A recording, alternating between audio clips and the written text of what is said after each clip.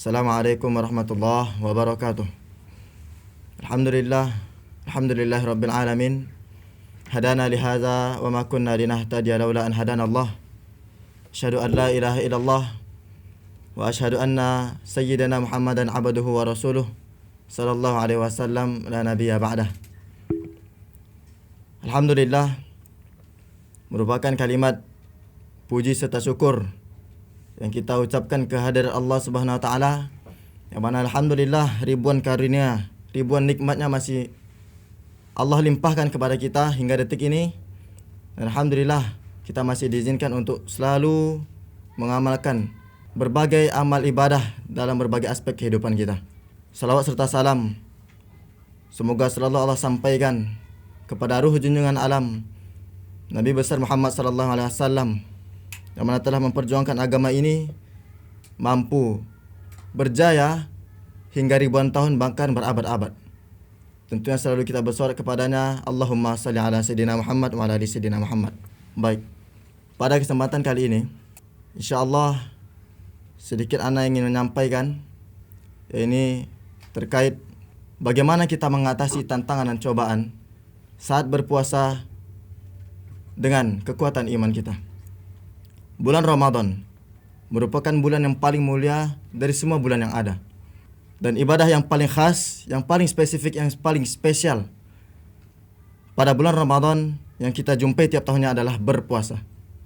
Tentunya apabila kita ingin menyempurnakan perjumpaan kita dalam bulan Ramadan pada tiap tahunnya, haruslah kita menyempurnakan kualitas kita dalam beribadah puasa. Namun cobaan dan tantangan tentu datang dari berbagai arah. Memang pada bulan Ramadan pintu neraka sudah tertutup rapat. Seluruh setan sudah dibelenggu. Namun hawa nafsu dari setiap manusia masih merekat pada diri manusia.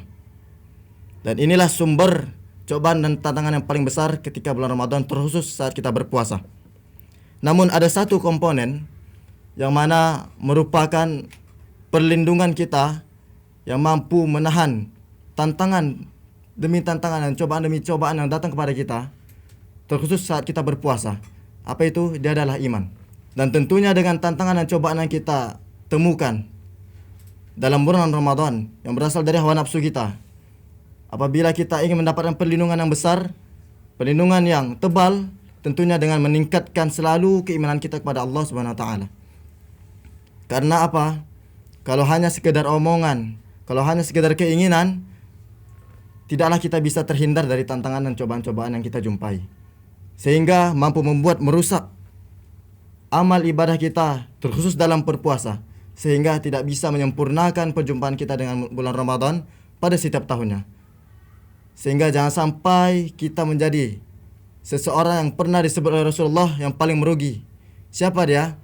Seseorang yang bertemu dengan bulan Ramadan namun dia tidak mendapatkan ampunan setelah Ramadan berpisah dengannya. Maka dari itu wajiblah dari setiap diri kita ketika bertemu bulan Ramadan, mulai dari hari pertama, meningkatkan amal ibadah kita kepada Allah Subhanahu wa taala dan mensucikan hati kita, ikhlas semua yang kita lakukan hanya karena Allah Subhanahu wa taala. Karena apa? Rasulullah saja yang tingkat keimanannya merupakan puncak dari seluruh iman manusia, masih meningkatkan amal ibadahnya ketika bulan Ramadan. Bagaimana dengan kita yang masih hina, yang masih lemah, terkhusus dalam iman? Masih banyak berbuat dosa, baik yang disadari atau yang tidak disadari, baik dosa kecil maupun dosa besar.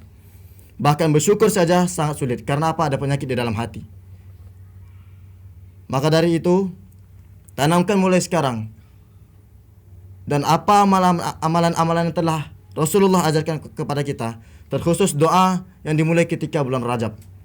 Apa bunyinya? Allahumma barik lana fi Rajab wa Sya'ban wa ballighna Ramadan. Ya Allah, berkahilah kami di bulan Rajab, berkahilah kami di bulan Sya'ban, dan sampaikanlah kami kepada bulan Ramadan. Apa maksud dari doa ini? Apa maksud dari amalan yang telah Rasulullah sampaikan kepada kita? Bulan Rajab dan Sya'ban merupakan 2 bulan sebelum bulan Ramadan. Dan itu merupakan media bagi kita untuk berlatih baik dalam jasmani ataupun rohani kita sebelum bertemu dalam bulan Ramadan yang paling mulia ini. Dan tentunya komponen yang membuat bulan Ramadan ini menjadi bulan yang paling mulia adalah Al-Quran. Maka dari itu, membaca Al-Quran memang mudah. Seluruh amalan apabila kita lakukan, apabila kita mulai, pasti sangat mudah.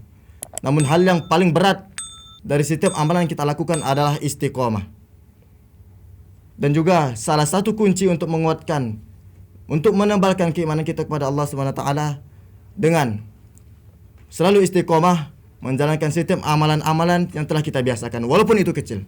Percuma saja melakukan suatu amalan yang besar namun tidak bisa beristiqomah.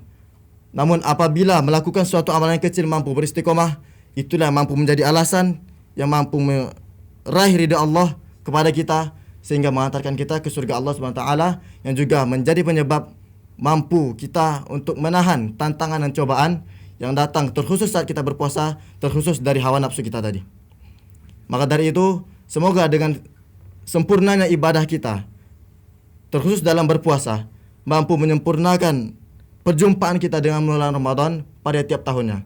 Terkhusus tahun ini, ya alhamdulillah, pada masing-masing kita masih diberikan oleh Allah nikmat dan karunia mampu bertemu dengan bulan Ramadan. Maka dari itu jangan disia-siakan. Karena apa? Nikmat ini bukanlah nikmat yang murah. Banyak di kuburan sana yang baru saja digali, baru saja diisi oleh jasad demi jasad.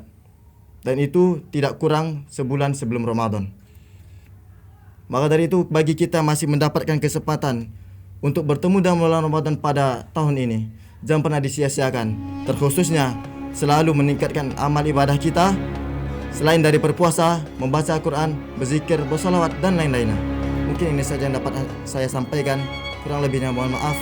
Wabillahi taufiq wal hidayah. Assalamualaikum warahmatullahi wabarakatuh.